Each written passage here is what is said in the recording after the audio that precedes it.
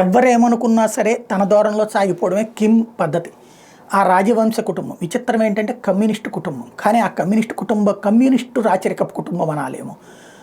Communist సిద్ధాంతం అని చెప్పేటటువంటి కిమ్ తన వాళ్ళందరినీ చంపాడు, తను నాయకత్వం వహిస్తున్నాడు, ఏ రోజున ధైర్యంగా ఉండడు. కానీ బేభత్సమైనటువంటి ప్రకటనలు చేస్తుంటాడు. తాజాగా అండర్ వాటర్ న్యూక్లియర్ బాంబ్స్ ప్రయోగించేటటువంటి వెపన్స్ని కనిపెట్టామంటూ కిమ్ ప్రకటించుకొచ్చాడు. North Korea claims to have tested an underwater nuclear based attack drone. The deadly HAL 523 system was reportedly tested off North Korea's east coast.